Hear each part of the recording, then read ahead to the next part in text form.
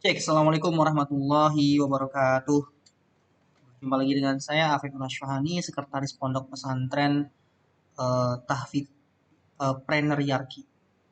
Pada kesempatan kali ini saya ingin membacakan satu hadis ahkam tentang wakaf, di mana hadis ini menjadi rujukan tentang dilaksanakannya wakaf.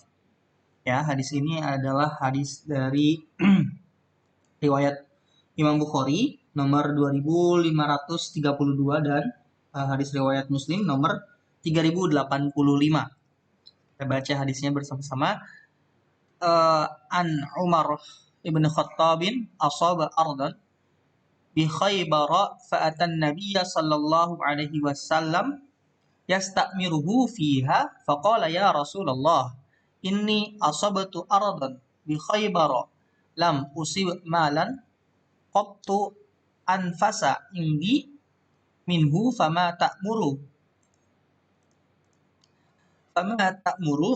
bihi qala in syi'ta habasta aslaha wa tasaddaqta biha qala fatasaddaqa biha umaru annahu la yuba'u wa la yuhabu wa la yurathu fatasaddaqa biha fil fuqara'i wa fil qurba wa fil riqabi wa fi sabilillahi wa bani sabili wa dhaifi la junaha ala man wilayaha ayyakula minha bil ma'rufi wa yudha'ima ghaira mutamawwili.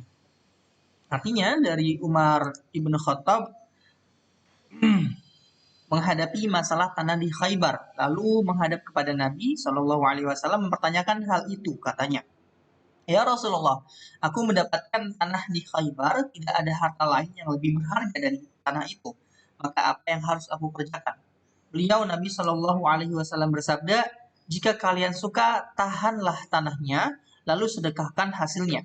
Kemudian Umar menyedekahkan hasilnya, tanah itu tidak dijual, tidak dihibahkan, dan tidak diwariskan, tetapi hasilnya disedekahkan kepada fakir miskin, kerabat dekat, budak, sabilillah, ibnu sabil, dan tamu. Tidak mengapalah orang yang mengelolanya untuk makan mengambil hasil dari tanah itu secara baik-baik, memberi makan tanpa ingin memilikinya. Jadi ini adalah hadis dari Umar ya, yang menceritakan bahwa beliau mendapatkan sebidang tanah, lalu bertanya kepada Nabi apa yang harus dilakukan kepada tanah itu. Maka Nabi menyarankan untuk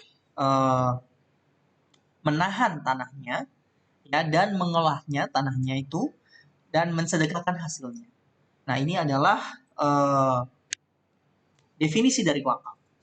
Jadi wakaf dalam hadis ini adalah tanahnya Umar ditahan, artinya tidak dijual, tidak diwarisi, tidak diberikan tanahnya, tetapi diolah, ya, tanahnya ditanami, lalu hasil dari tanaman itu dipergunakan untuk diberikan kepada fakir miskin, habis itu ibnu sabil dan lain sebagainya. Ini di dalam artikel ini saya mengutip dari artikel jurnal dari Badan Wakaf Indonesia, dijelaskan juga nanti saya kasih linknya di bawah. Imam Tirmizi menyatakan bahwa wakaf telah diamalkan oleh para ulama baik dari kalangan para sahabat Nabi maupun yang lainnya, dan tidak ada perbedaan pendapat terhadap bolehnya berwakaf. Imam Al-Baghawi berkata, wakaf telah diamalkan oleh seluruh ulama, baik dari generasi sahabat maupun orang setelah mereka, seperti ulama mutaqaddimin atau yang terdahulu, ya, dan tidak ada berselisih pandang tentang kebolehannya. Dan Imam Ibnu Hazm berkata, seluruh sahabat Nabi, sodakoh mereka di kota Madinah lebih masyhur atau lebih terkenal daripada matahari. Tidak ada seorang pun yang tidak mengetahuinya.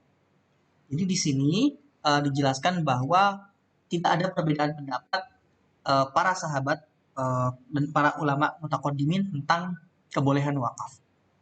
Jadi jika kita merujuk kepada hadis yang tadi dibacakan di awal bahwa wakaf itu menahan pokoknya, ya, dan boleh menikmati hasilnya. Termasuk tadi di akhir hadis dijelaskan, tidak mengapalah orang yang mengelolanya untuk makan, mengambil hasil dari tanah itu secara baik-baik, memberi makan tanpa ingin memilikinya. Jadi pengelola dari wakaf dari tanah itu juga boleh menikmati hasil dari tanahnya. Oke, terima kasih untuk video kali ini. Cukupkan. Wassalamualaikum warahmatullahi wabarakatuh.